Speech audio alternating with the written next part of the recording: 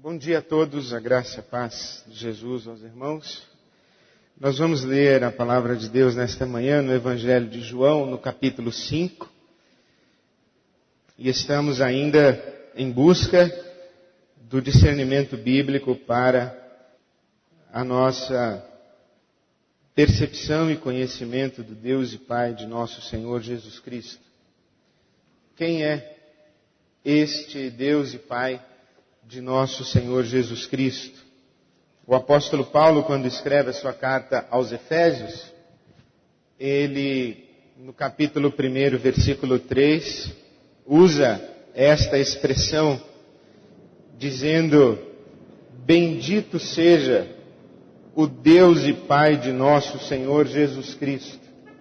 Quem é este Deus e Pai de nosso Senhor Jesus Cristo? É assim que estamos lendo os evangelhos nestas últimas celebrações dominicais.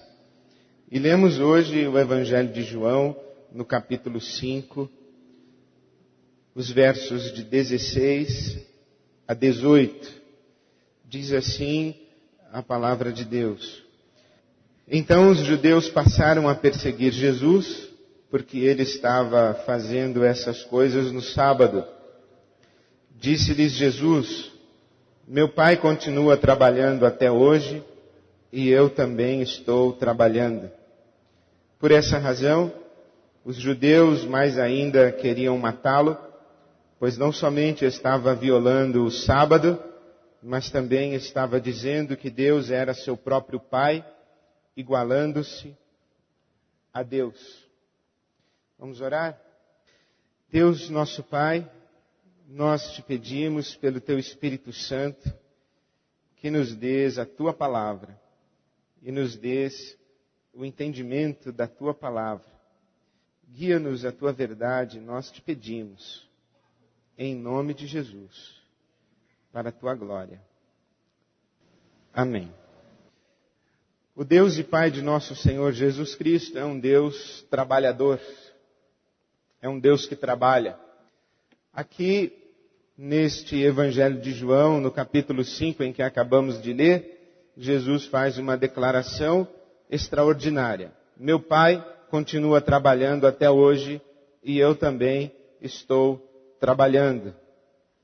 Isto fere os ouvidos dos judeus, porque Jesus se iguala a Deus, dizendo: meu Pai.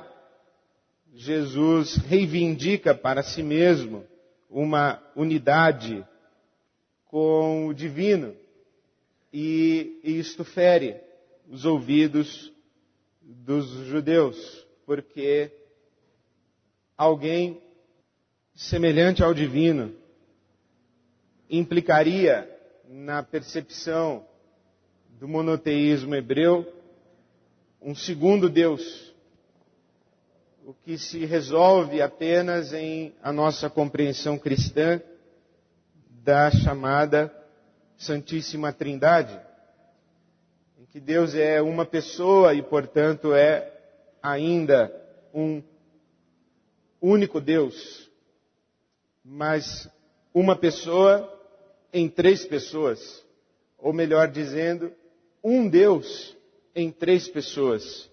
Nós também somos monoteístas, mas cremos que o único Deus é uma unidade perfeita de três pessoas.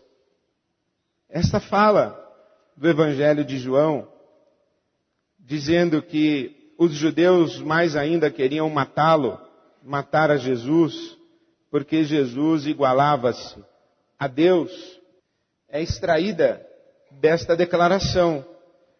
Meu Pai continua trabalhando até hoje e eu também estou trabalhando. Jesus se assemelha ao divino e a Deus o Pai como um trabalhador. Deus trabalha. Deus é um trabalhador. Isto fere os ouvidos dos judeus pelas razões que lhes apresentei, mas fere também os ouvidos dos gregos. E fere radicalmente os ouvidos dos gregos, porque o Deus dos gregos não trabalha. O Deus grego não é um Deus trabalhador. E para isso devemos lembrar que Jesus está num contexto hebreu, falando aos hebreus. Ele é judeu, falando aos judeus. Ele veio prioritariamente aos filhos da casa de Israel. Ele vem de dentro de uma cultura judaica, como judeu, falando aos judeus. Mas este cristianismo se estabelece e se expande dentro de um mundo chamado helênico, helenizado, um mundo que está imerso na cultura grega e que é herdeiro da filosofia grega, dos chamados filósofos clássicos, Sócrates, Platão e Aristóteles. E são estes filósofos clássicos que constroem o conceito de Deus que se perpetua no debate da história da igreja. Nós hoje aqui não somos judeus, a maioria de nós, não estamos falando de dentro de uma cultura judaica e nem tampouco exclusivamente aos judeus. Nós somos cristãos e estamos em debate. E estamos falando do nosso Deus.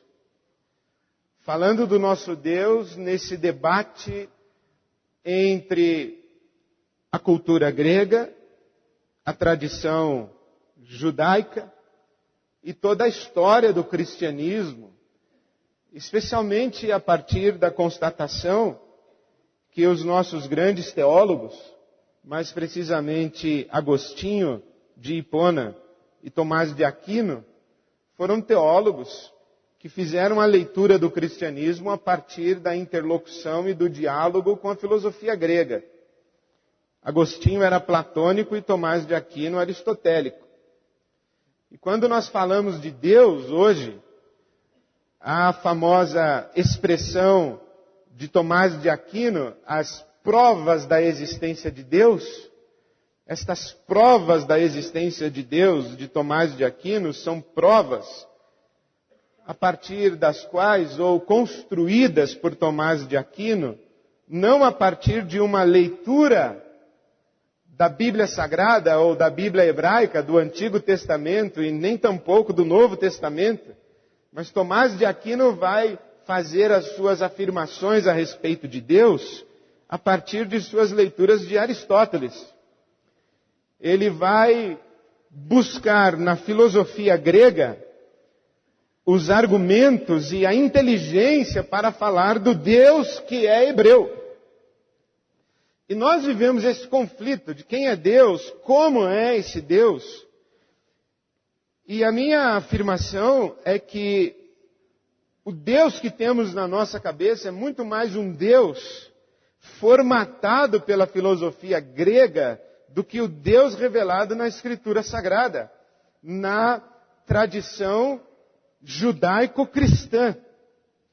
Porque essa fala de Jesus, o meu Pai trabalha, não cabe na mentalidade grega e não cabe, infelizmente, na mentalidade cristã contemporânea, que é grega, não é judaica ou não é hebraica. É grega. Por que é grega? Porque Aristóteles tem dois conceitos muito importantes. O conceito do motor imóvel e o conceito da causa eficiente e da causa final. Esses dois conceitos ajudam a construir uma ideia de Deus. O Aristóteles dizia o seguinte, que Deus é um motor que a tudo põe em movimento, mas ele mesmo não se move. Tudo que existe funciona porque Deus faz funcionar. Está em movimento porque Deus põe em movimento. Mas Ele mesmo, Deus, Ele não se move. Por isso, essa expressão clássica da filosofia aristotélica, que Deus é um motor imóvel. E por que Deus é um motor imóvel? Por causa do conceito de causa eficiente e causa final.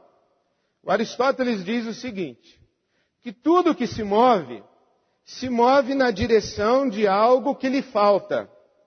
Por exemplo, se você está no sofá, deitado, levanta-se para buscar água na cozinha, você se movimenta.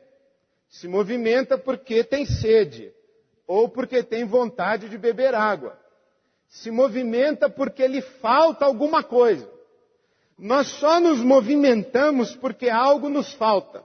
Nós estudamos para saber. E precisamos estudar para saber, porque não sabemos. Se já soubéssemos, não precisaríamos estudar para saber. Nós trabalhamos porque precisamos construir alguma coisa. Se essa alguma coisa já estivesse construída, nós não precisaríamos trabalhar para construí-la. Então, todo movimento é um movimento que se explica pela falta. Falta alguma coisa àquele que está em movimento. Logo, se Deus é perfeito, nada lhe falta. Se nada lhe falta, ele não se movimenta. Ele não se movimenta porque ele não precisa se movimentar. Ele põe tudo em movimento, mas ele mesmo não precisa se movimentar. E não precisa se movimentar porque tudo aquilo que ele põe em movimento se movimenta de maneira perfeita. Quando as coisas estão acontecendo porque Deus está fazendo com que elas aconteçam, elas estão acontecendo de maneira perfeita. Então Deus não precisa se movimentar, porque tudo está acontecendo perfeitamente. Então Deus é aquele que põe tudo em movimento, mas Ele mesmo não se movimenta. Não se movimenta porque tudo que está acontecendo está perfeito. E Deus não precisa se movimentar. E Ele não se movimenta porque nada lhe falta, para que Ele se movimente em busca do que lhe falta. A ideia do Aristóteles é exemplificada na figura que ele mesmo usa de um relojoeiro. A figura do relojoeiro é que o relojoeiro tem a capacidade de fazer um relógio. E ele vai fazer o relógio porque ele precisa fazer o relógio. Agora imagine um relojoeiro que fosse perfeito a ponto de não precisar de um relógio. Ele não faria um relógio. Então ele não se movimentaria para fazer o relógio. O Aristóteles diz que toda causa eficiente é a capacidade de fazer alguma coisa. A eficiência é a capacidade de fazer alguma coisa. Mas para que você faça alguma coisa, você tem que ter um motivo, uma razão, que ele chama de causa final. Então a capacidade de fazer um relógio é a causa eficiente. Fazer um relógio porque se precisa fazer o relógio é a causa final. Então Deus não tem causa final, Ele não precisa de nada. Por isso Ele é um motor imóvel. E quando Jesus diz que Deus trabalha, o grego fala, trabalha para quê? O que é que falta a Deus para que Ele precise trabalhar? Nada falta a Deus. Deus não tem necessidade de trabalhar, porque já está tudo pronto, tudo feito. Deus, o que é que Deus faz? Deus só pensa. E pensa no quê? Nele mesmo. Deus pensa em si mesmo, porque Ele é tão perfeito que Ele só pode pensar no que é perfeito. E a única coisa perfeita para Ele pensar é Ele mesmo. Então quando Jesus diz assim, o meu Pai trabalha, os ouvintes que estão dentro de uma cultura grega pensam logo o seguinte, o pai dele não é o mesmo pai do Aristóteles, nem do Platão, nem do Sócrates, nem dos gregos.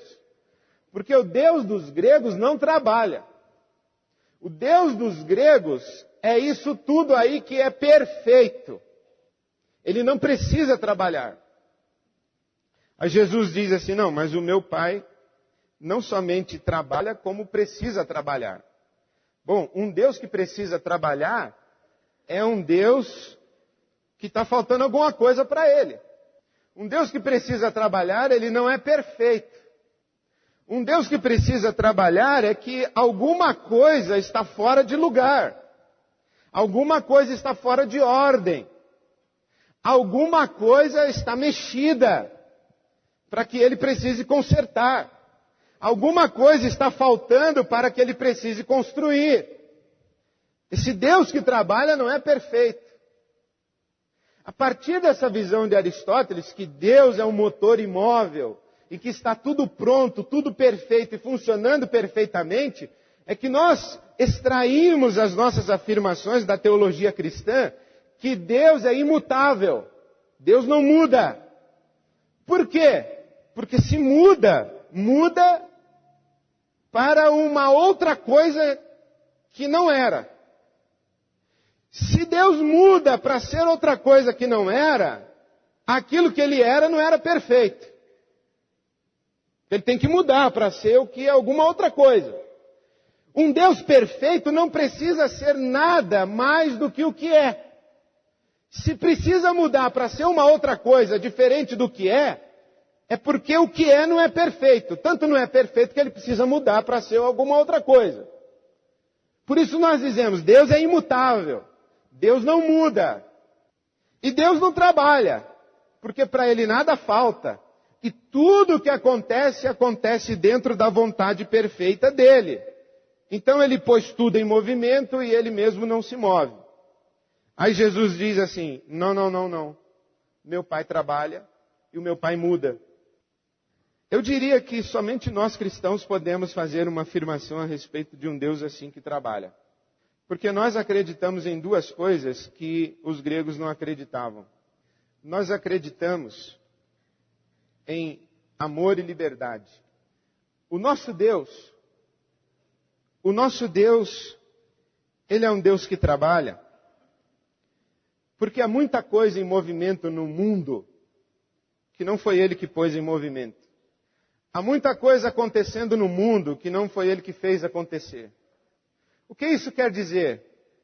Que Deus, para nós, cristãos, não é o único poder causal que existe. Deus não é a única vontade que faz com que as coisas aconteçam. O nosso Deus convive com outras vontades. Especialmente o nosso Deus convive com a vontade humana. Nós dizemos que o nosso Deus nos criou à sua imagem e semelhança. Nós dizemos que o nosso Deus nos criou livres.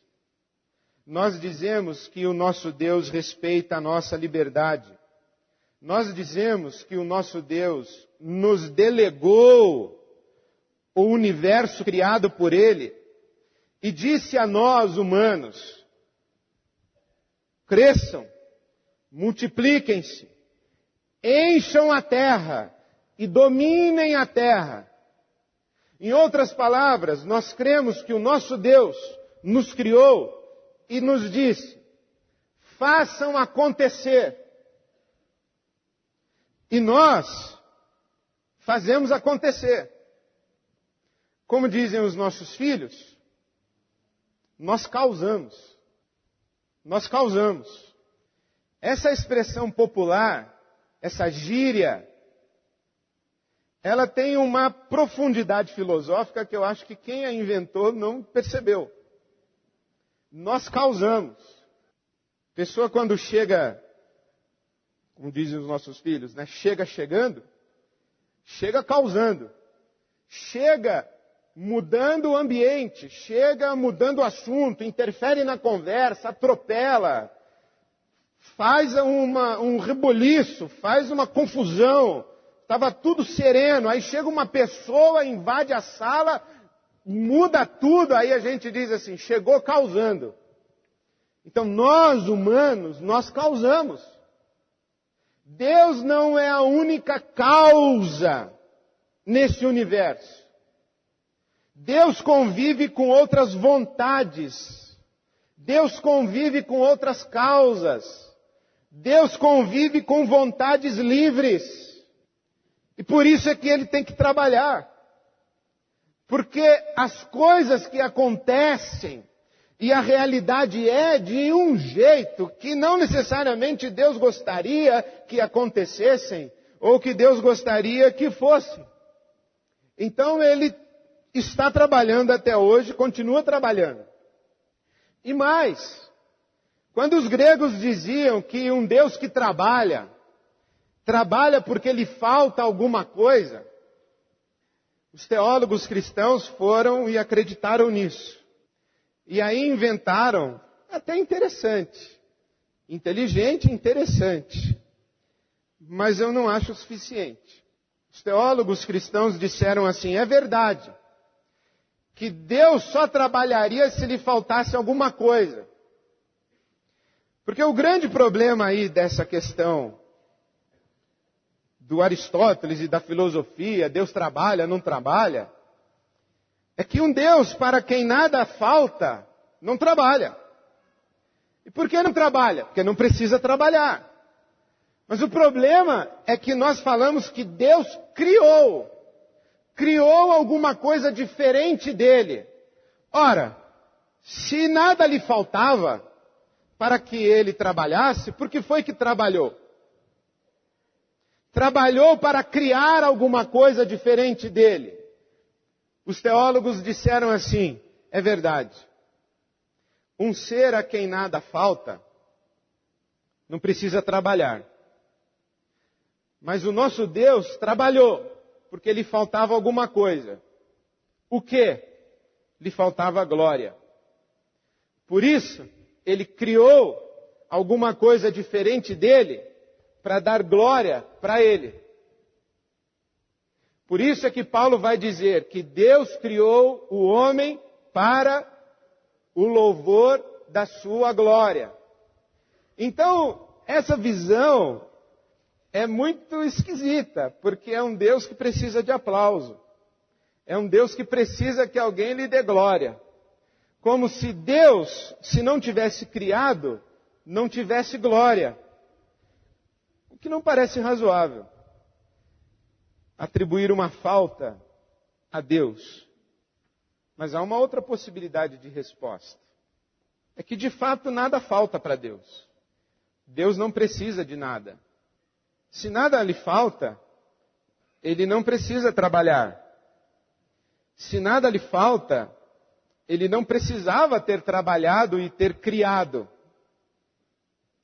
Se nada lhe falta, se nada era necessário para que ele fosse mais Deus, ele não precisava ter criado. Então por que criou? Criou porque quis. Porque Deus é livre para criar e fazer o que Ele quer. Aí entra a sabedoria do Salmo 115. Por que perguntam as nações, onde está o nosso Deus?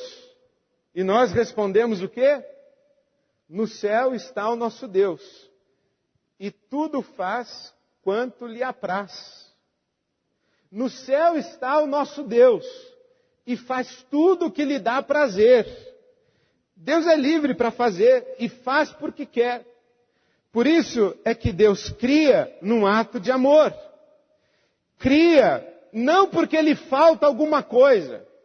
Cria não porque tem um interesse egoísta em criar. Ele cria porque tem interesse altruísta em dar. Cria não porque lhe falta. Cria porque ama. Cria porque quer. Cria numa ação voluntária e livre. Fez porque quis. E quis por amor. E tanto amou que ao criar, criou o que é livre. Livre para se voltar, inclusive, contra ele. E porque criou por amor o que é livre para se voltar contra ele, e ama aquilo que criou, precisa trabalhar. Trabalhar para se relacionar com este ser livre que criou. Por isso é que Jesus diz o seguinte: o meu Pai trabalha e eu trabalho também. É por isso que em João capítulo 4, logo antes de João capítulo 5, onde nós estamos, os discípulos vão à cidade comprar comida e Jesus fica sentado à beira do poço em Samaria e conversa com a mulher samaritana. E conversa com a mulher samaritana, e quando os discípulos voltam com comida e trazem um Big Mac para Jesus, ele fala: não, já almocei. Já almoçou como? Aí Jesus responde a eles: Eu tenho uma comida que vocês não conhecem. João 4:32. E qual é a comida que você, Jesus, tem que nós não conhecemos? João 4:34. A minha comida é fazer a vontade daquele que me enviou e concluir a sua obra. É um Deus que está trabalhando.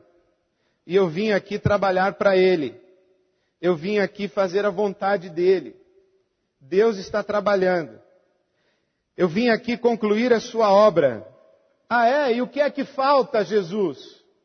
Aí Jesus responderia, em Lucas capítulo 19, versículo 10, na casa de Zaqueu. O Filho do Homem veio buscar e salvar o que se havia perdido. Jesus responde em Marcos capítulo 10, o Filho do Homem não veio para ser servido, mas para servir. Eu vim para trabalhar. Eu vim para fazer a vontade do meu Pai. Porque o meu Pai continua trabalhando. E por que o seu Pai continua trabalhando, Jesus? Porque há algo que está perdido e que precisa ser buscado. Há algo que está desorganizado e precisa ser organizado. Há algo que está desestruturado e precisa ser estruturado. Há algo que está enfermo e precisa ser curado. Há algo que está quebrado e precisa ser restaurado. Há algo que está perdido e precisa ser salvo. E o meu Pai está trabalhando para salvar isso. Ora, mas o seu Pai não é perfeito. E tudo que Ele faz não é perfeito? É. Então como é que tem algo que está enfermo, quebrado, desestruturado, fora de ordem? Jesus diz, porque no mundo que o meu Pai criou existe amor e liberdade. No mundo que o meu Pai criou, Ele não é o único que faz. Tem mais gente fazendo. Ele não é o único que causa. Tem mais gente causando. E quando esse outro pessoal que está causando porque é livre para causar. E livre para causar porque o meu Pai criou esse pessoal livre desse jeito. Olha, então por que o teu Pai não deixa esse pessoal que é livre e está causando tudo errado, quebrar a cara? Porque o meu Pai ama esse pessoal que Ele criou livre. E o meu Pai então está trabalhando numa relação de encontro, de conflito, de contato, de rebeldia, de cooperação, de amizade, de submissão, de rendição. Mas o meu Pai está tendo um trabalho tremendo. Desde que o meu Pai, por amor, decidiu trabalhar, e ele não precisava trabalhar, mas ele por amor decidiu trabalhar, ele não parou mais de trabalhar. O meu Pai trabalha até hoje e eu trabalho também. Trabalha por quê? Porque Deus não é a única causa das coisas que acontecem. E essa ideia de Jesus, que o meu Pai trabalha até hoje, e eu trabalho também, não é dele, original dele. Ele não aprendeu, Jesus não aprendeu a respeito de Deus lendo Aristóteles, Sócrates, Platão. Jesus aprendeu a respeito de Deus, o seu Pai, lendo Isaías, Jeremias, Oséias, Daniel, Moisés. E quando Jesus estava lendo um dos profetas, mais precisamente o profeta Isaías, ele leu lá um dia, desde a antiguidade, não se viu, nem se ouviu, um Deus além de ti, que trabalha para aqueles que nele esperam. Aí Jesus falou assim, esse aqui é o meu Pai. Não é o Aristóteles que diz para mim quem é o meu Pai e como é o meu Pai. É Isaías. Aí Jesus leu o Salmo. Eu citei Isaías 64:4. Aí Jesus leu o Salmo 37. Entrega o teu caminho ao Senhor, confia nele, e ele tudo fará. Uma outra tradução diz, entrega o teu caminho ao Senhor, confia nele, e ele trabalha. Aí Jesus leu o Salmo 127. Salmo 27 que diz assim, que é inútil levantar de madrugada e dormir tarde, fazendo hora extra, para ganhar mais. Porque Deus trabalha no turno da noite e alimenta aqueles que são seus enquanto dormem. Aí Jesus foi construindo uma percepção, um entendimento de quem é o seu Pai. O salmista disse assim, Jesus, a um menino de 11, 10, 12 anos, Jesus, o seu Pai, é um Deus trabalhador.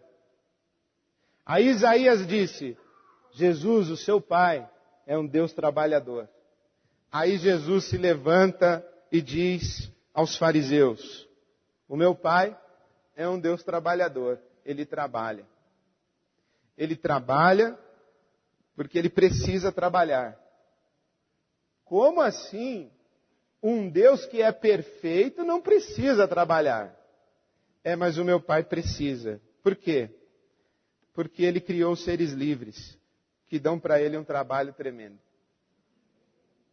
E por que Ele criou? Faltava alguma coisa para Ele criar?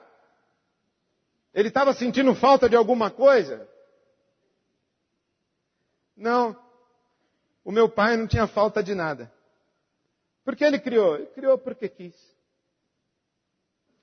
Por isso, e perdoe-me o sacrilégio, mas para quem já citou Sócrates, Platão e Aristóteles, citar o Gonzaguinha não tem problema. E a vida o que é? A vida é um gesto do Criador numa atitude repleta de amor.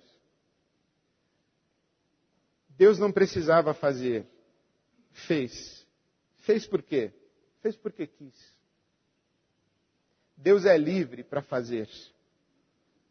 E na sua liberdade decidiu fazer. E decidiu fazer, e o que fez? Fez a sua imagem e semelhança. Um Deus livre, quando cria um ser à sua imagem e semelhança, necessariamente cria um ser livre. Um ser livre, convivendo com outro ser livre, eles vão se estranhar cedo ou tarde. E essa relação entre dois seres livres que se estranham, ela pode acabar, a menos que alguém tenha um amor sacrificial e que se dedique nessa relação incansável e intensamente. E que trabalhe para que essa relação não acabe. Aí Jesus diz assim, é meu Pai. Meu Pai criou seres livres. Seres livres que o afrontam, mas Ele ama tanto os seres livres que criou, que Ele trabalha. Trabalha não apenas pelos seres livres que criou, mas trabalha porque os seres livres que Ele criou dão para Ele trabalho.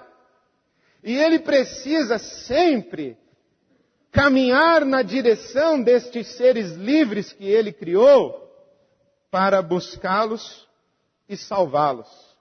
Porque no exercício da liberdade deles, eles acabam se perdendo e se destruindo. É por isso que eu trabalho e é por isso que o meu Pai trabalha também. Esse é o Deus e Pai de nosso Senhor Jesus Cristo. E o que é que Ele nos convida a fazer? Ele nos convida a trabalhar com Ele. Se Jesus diz, o meu Pai trabalha até hoje, eu trabalho também, é natural que nós que somos os discípulos de Jesus também trabalhemos. Por isso que o apóstolo Paulo vai escrever à igreja de Corinto dizendo, nós somos cooperadores de Deus. Nós também trabalhamos. E nós trabalhamos para quê? Nós trabalhamos para buscar e salvar o que se havia perdido. Nós também trabalhamos. Nós também somamos com Deus em busca do justo, do belo e do bom. Nós somos aqueles que compreendem o coração de Deus que sofre. E porque sofre, trabalha. O nosso Deus não é um Deus indiferente. O nosso Deus é muito diferente, sim, do Deus de Sócrates, Platão e Aristóteles, esse ser imutável. Não, o nosso Deus muda. O nosso Deus chora, o nosso Deus sofre, o nosso Deus fica irado, o nosso Deus, Ele ama, o nosso Deus se sacrifica, o nosso Deus é passional, o nosso Deus, porque Ele sofre tudo isso, Ele trabalha. E Ele nos convida a trabalhar com Ele. Razão porque Jesus disse aos seus discípulos, trabalhai enquanto é dia, pois a noite vem, quando ninguém mais trabalhará. Foi por isso que Jesus disse, a seara é grande, mas poucos são os trabalhadores na seara. Peçam ao Pai que levante mais trabalhadores na seara. Nós somos essas pessoas. Nós olhamos para o mundo e dizemos assim, isso aí não é definitivo. O que está acontecendo aí não é porque Deus quer. É porque há outras vontades agindo nesse mundo, fazendo com que coisas que Deus não quer aconteçam. E nós? Não, nós somos a turma que sabe o que Deus quer. E nós somos da turma que trabalha com Ele para fazer o que Ele quer, não para fazer o que Ele não quer. Nós trabalhamos. Por isso é que nós oramos, Pai nosso que estás nos céus, santificado seja o teu nome. Venha a nós o teu reino, seja feita a tua vontade, assim na terra como no céu. Por quê? Porque nós olhamos para o mundo e percebemos que há outras vontades sendo feitas no mundo que não são a vontade de Deus. E nós? Não, nós não. Nós somos o pessoal que conhece a vontade de Deus. Nós somos o pessoal que sabe que Deus está trabalhando incansavelmente para que a sua vontade seja feita. E nós somos o pessoal que voluntariamente disse para Deus o seguinte, eis-me aqui, envia-me a mim, conte comigo, eu também vou trabalhar, Deus, e vou trabalhar na direção da tua vontade, não da minha. Eu vou trabalhar para que as coisas aconteçam do teu jeito, não do meu. Eu vou trabalhar. Eu consigo sofrer também do mesmo jeito que o Senhor sofre. Eu consigo amar do mesmo jeito que o Senhor ama. E porque eu sofro e amo, solidário ao teu coração, eu não tenho outra coisa a fazer senão arregaçar as minhas mangas e trabalhar juntamente contigo. Eu te agradeço pelo privilégio de cooperar contigo para que a tua vontade seja feita na terra como é feita no céu. O nosso Deus é um Deus trabalhador. Portanto, nós cristãos também somos trabalhadores.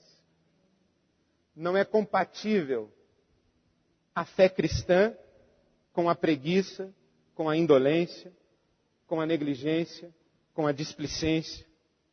Nós cristãos trabalhamos.